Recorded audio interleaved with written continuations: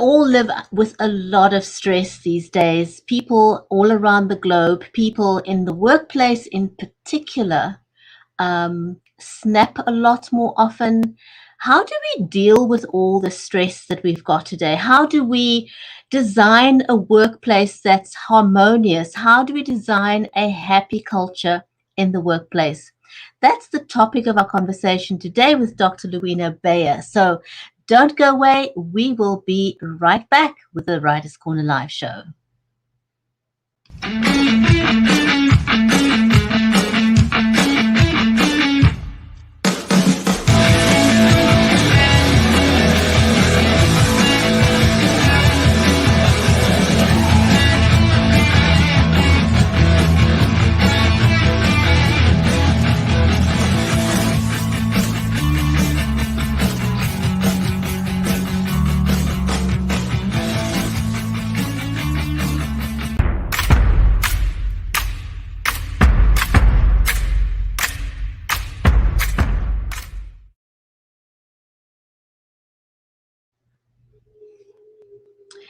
Welcome back to the Writers' Corner live show. Our author today is Dr. Lewena Bayer. She's the CEO of Civility Experts, and she's going to tell us how we can go about designing a happier atmosphere in the workplace. It couldn't be a better topic to talk about because with the pandemic especially, most of us are feeling very, very wound up. So I'm looking forward to talking to Dr. Bayer today.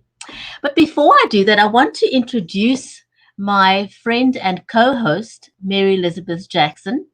She's a special needs advocate and also the author of the award-winning Poolicious children's book series. So I want to warmly welcome her to the show. But wherever you are watching us, please just know that we are watching the comments because this is an audience-centric show. If you're watching us on Amazon Live, please remember to unmute. If you're watching us on YouTube, on Facebook, on Twitter, wherever you're watching us, a hearty, warm welcome. If you've got any questions for our author today, please ask them in the comments. And so let me just warmly welcome Mary Elizabeth Jackson to the show, my friend and co-host. Mary, welcome to the show. Hi, how are you doing? I'm very well, and I'm very excited to be talking to Dr. Lou today because I think, we are all so wound up today, and people are groping for answers of how Yes. how they can unwind. Every time I open up the newspaper or, I read online, there's shootings, why? Oh, Because people are wound up, and I know. it drives me crazy. You wonder, what is it that drives people to this point? Why don't we have coping mechanisms, or what coping mechanisms could we employ? And so I think it's a very important conversation today. Yeah, it's a very important conversation. And, if the sooner that we can get those remedies out there to employers, employees, whatever businesses they are. I mean, even people who are self-employed have bad days, and they can snap at, whoever their clients are, or customers, or however their business is. We all need civility. We need civility in our home life. I mean, all the time that everybody has spent together has been, for a lot of people, really wonderful, but for some people, not so fantastic. And, I love my family, you love your family, and sometimes we need to be a little bit more civil with each other. I've told my kids that their relationships for the outer world start at home. So how they learn to treat their siblings and their parents, they carry that out there in the world. So it's really important to practice that at home too, Absolutely, absolutely. So, for those of you who have not yet met Dr. Lewena Bayer, for more than 20 years, she's been the CEO of Civility Experts, Inc. She's a 16-time published author and thought leader, and has been striving to build better communities and workplaces all over the world. And isn't it great that one of the positive things of the pandemic has been the fact that we are online a lot more. We've become a global village. And through mediums like what we're doing today, she can share her message not just locally, but globally. She believes Right. that civility is its own reward and that it has been internationally recognized. She's been internationally recognized as a leading expert um, on civility in the workplace. So let's not waste any time and let's get her on the show because we want to hear her thoughts. Yes.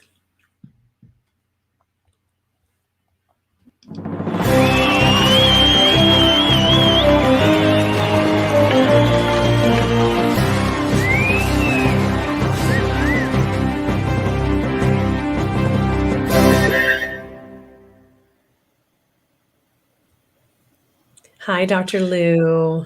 Hello. How are both of you today? We're Very great. well, very well. So Good, glad to good. have. Thank you for joining us. It's I know that your schedule is full. Very very appreciative that you come and talk to us today, um, and glad that you could have us. I want to jump right in. Could you tell us what civility in the workplace really means? Does it? How does one define it? And how does it relate to the workplace specifically? Sure, thank you. And just before I do that, I was listening to both of you in the intro, and you were talking about stress and shootings and how people are navigating their workplace. And in the front of one of the other books, we use a quote from Henry David Thoreau where he said that the mass of men lead lives of quiet desperation. And I would say that the mass of men and women these days are not so quiet in their desperation.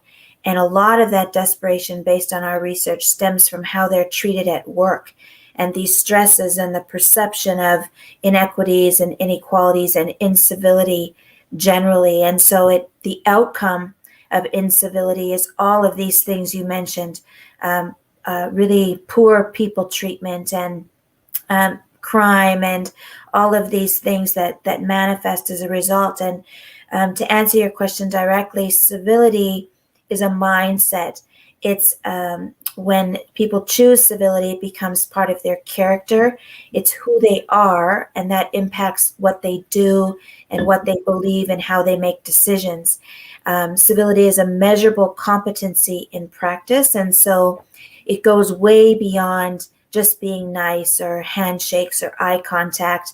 Of course, all of those common courtesies are sort of foundational to fostering a culture of civility at home or community and workplace, which is our area of expertise. But at the end of the day, most people, I believe, and our research suggests, would do better and want to do better if they knew what better looked like and if they had the skills to be better. So if we want people to manage stress, we have to teach them how to do that. If we want Right. people not to respond to incivility at work in a certain way, we have to teach them that. And this is a topic that, I've had the pleasure of speaking to you before, so I could go on for 3 days uninterrupted. So, It's good I though. know it's in a good way. And I liked what you mentioned there that a lot of that stress carries comes home. Right. In particular, men have a harder time, I think. Why is that? Why do men see, or that's just my perception.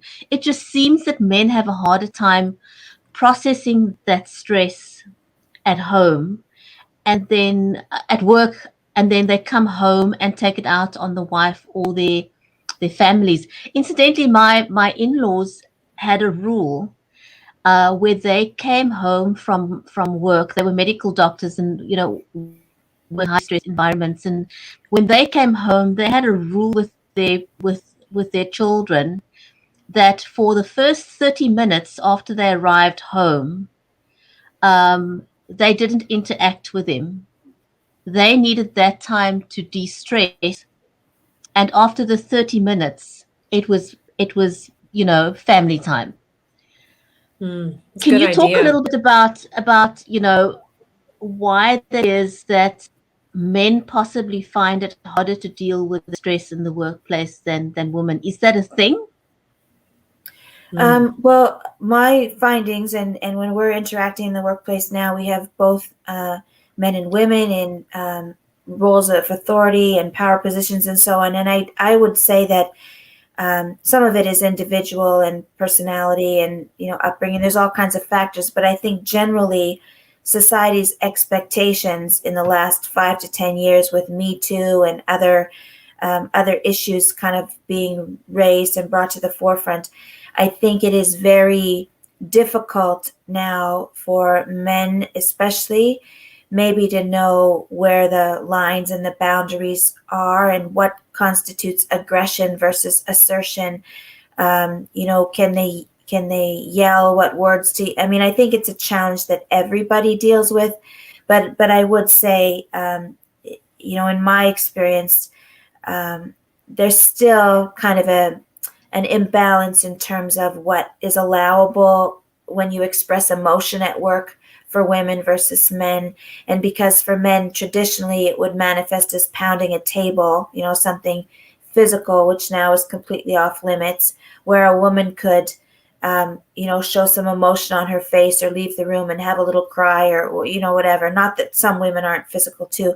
I'm not meaning to reinforce any bias or stereotypes, but I would agree with you. And to broaden your statement, I think that people in general really struggle. And I think young people in particular really struggle, young to workplace, that kind of 20 to 30 range, where maybe they didn't have as much social competence training. They're not used to dealing with conflict face to face. They're not used to expressing their point of view in a civil but direct way. And so they might be accustomed to lashing out on Facebook or, typing something really aggressive. It all has to come out some way.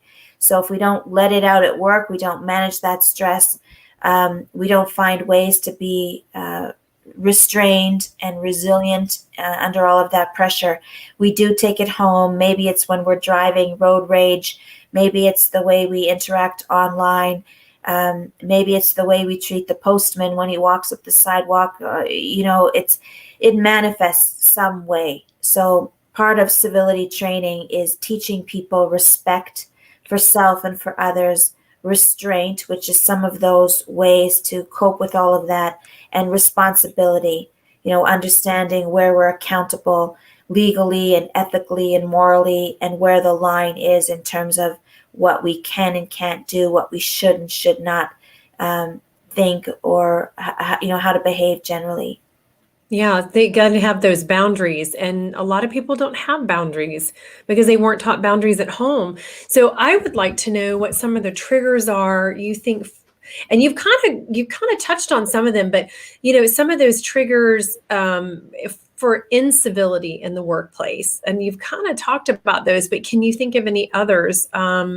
Because it's a really good question, Sure. I think for many people at workplace, there's still a trigger related to I'm an adult at work. I don't need to be parented. So parental language we find is a common trigger, and people new to management, especially sometimes longtime managers too, or executives, are not always taught words to avoid and words to use, building and bridging words, as opposed to when they're giving feedback. In my world, we don't call it constructive criticism because that, criticism is perceived to be a negative thing. So, how do we engage with people in such a way that they don't feel parented, that they don't feel condescended to, that they don't feel bossed? If you're in a senior position, you have to be directive, but you can be directive without being bossy. So that's a hot button I see in organizations all over the world. It's a common thing. And then when you throw gender and generation into the mix, there's additional hot buttons. So one of the things we encourage people to do is to take the first person pronouns out. So when I say you need to do this, the listener's perception is it's on me. Like you should be able to say the the canisters need to be refilled by 4 o'clock. There are 42 of them. Please use the checklist. You don't have to use first person pronouns. And if we can take them out, then the tone shifts a little bit. I think that verbal finger pointing is another hot button.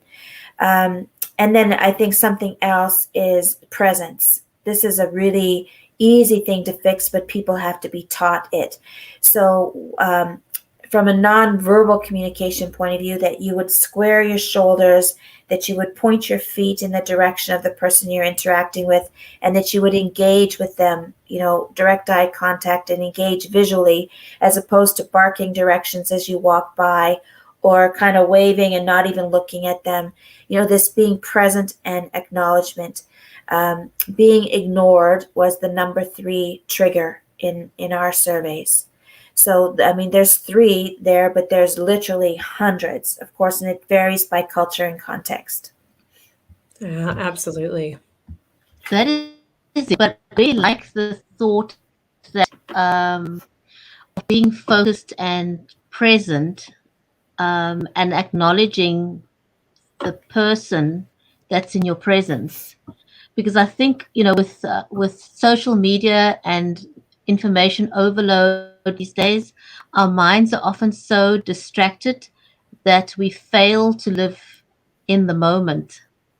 And sometimes, someone can come into our space that's in a difficult frame of mind, and simply because we're ignoring them, or we appear to be ignoring them because we're absent-minded, could be a trigger for that person, that they may not have the coping mechanisms to deal with.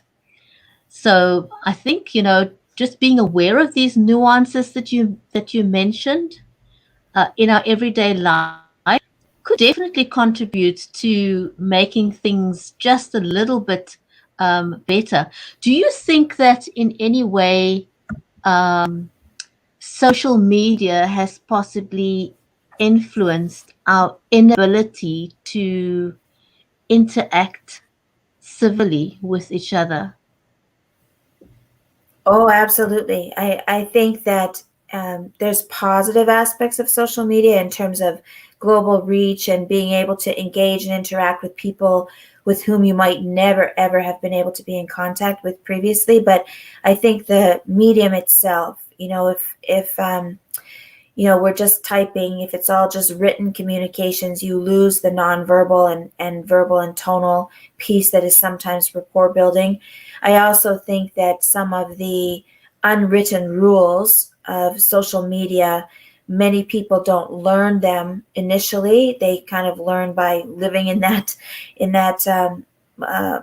mode or on those platforms, and a lot of mistakes get made and hard feelings, and it's very difficult to undo that. And because you see it and hear it in your head, and sometimes read aloud as you're reading, we tend to hold on in terms of our memory to the impact of written communications. And so always I would encourage people, the first communication, pick up the phone so there's a voice, or use a camera, a video, so that at least there's a face. I think as well, people don't know how to repair. So number one, they don't know when they should apologize or make some remedy. Number two, sometimes social media enables them not to care. It's kind of like, yeah, it's social media. It'll be gone. 300 posts will be on top of it in the next 20 minutes. They'll forget about it. I'll just let it go. Or they don't know the right language to apologize, as in, in the public forum, Lou, just a note, I had a difficult day. I should not have been chatting online and let my upset and anger kind of come through and direct to you. You'll please accept my apologies. We don't teach people when or how to do that repair. And so it carries over to our personal life and face-to-face. We're just not in the habit of considering the impact of communications as much on social media. And we actually relinquish accountability. We give the responsibility to third-party moderators. Well, nobody took my comment off, so it must be okay. Well, nobody said anything to me, so it must be okay. We just relinquish personal responsibility. And I think that long term, that's going to impact us in many not so positive ways. Oh my gosh, yes, absolutely. We have a whole generation who are lacking in manners and respect and how to even deal with people face to face. I mean, we're just totally losing that in these younger generations. And we Mhm. see it all the time. I mean, and I know like my husband, what he hires, he goes through and hires a lot of people. The first thing he does is he goes and looks at their social media. What are they posting? What is their focus? Are they just, they've got just raunchy stuff on there, or just things that are totally inappropriate for him wanting to hire that individual, and it might affect their work, working for the company.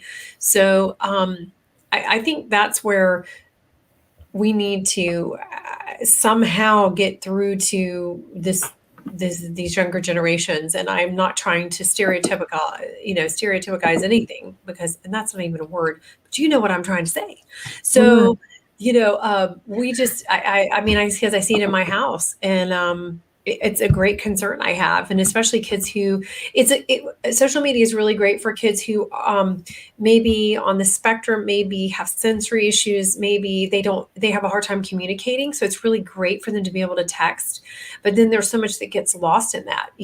Sometimes I just pick up the phone if I need to even talk to Brigetti, because I know through texting, it may not sound like what I'm trying to come across as. It may be taken wrong. Mhm. Yeah. So, What you just highlighted there, Mary, is social intelligence, and that's something else. So it's true that there's benefits to the social media, but you just said sometimes you pick up the phone because you think that maybe the message needs some clarity, and you value the relationship, so you want to make sure that there's no perceived tone, and you don't know what's going on the other end.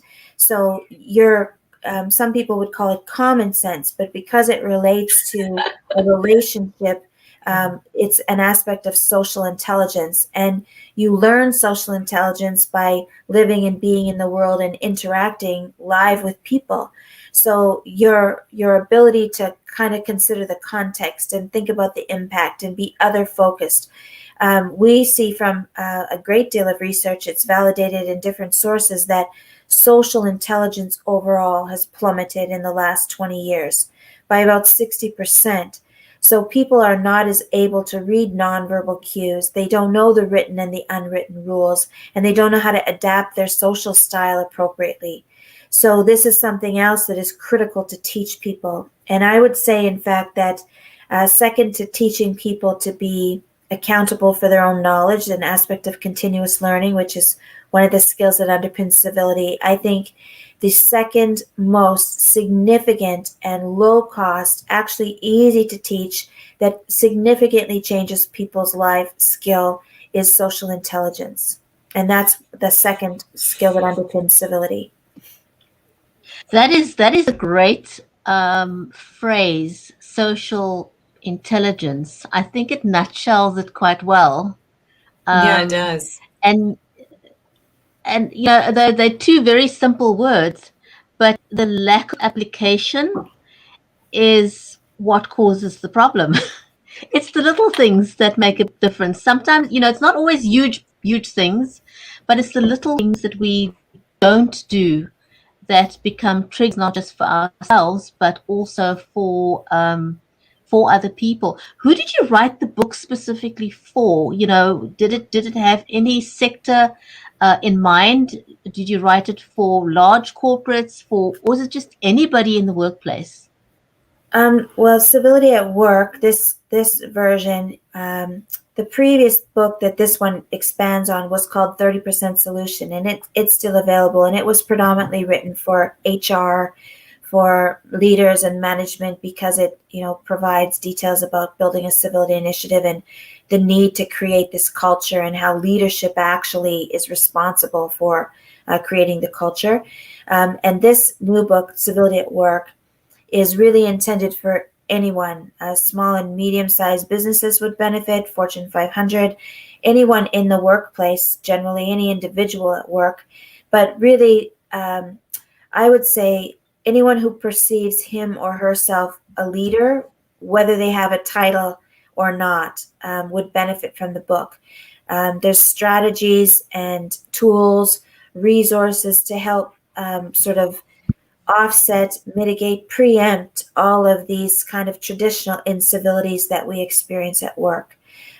So as one example, there's what's called social acuity survey, and anyone can email, and I'm happy to give it. There's no charge, but it's this very quick assessment that outlines about 25 aspects of social intelligence that a person can test him or herself on and see, before I expect other people to treat me a certain way, before I complain about being ignored and whatever, I need to ensure that I am presenting myself in a way that is positive and professional and socially intelligent. So the book is chock full of those kind of tools and supports. And really, I don't know anyone in any workplace who couldn't improve their social intelligence in some way.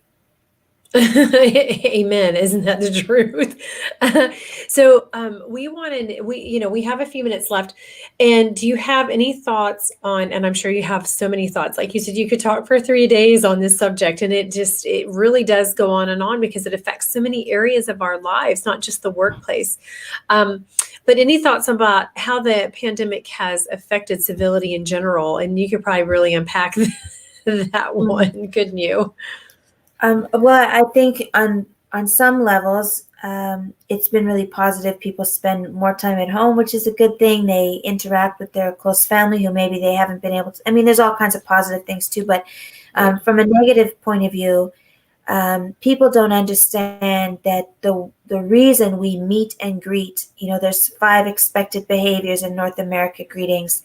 You narrow proximity, it's so that you come in that 6-foot radius where our heart and vibration is noticeable, or people can pick up on it. That's science. A direct hand-to-hand contact, which there's a chemical release. Eye contact, which there's a chemical release and a shift in our brain. A verbal, so that the tonal thing, there's science behind the value of that. And an open mouth, toothy smile. So now with pandemic, we can't do the proximity, we can't do the touch.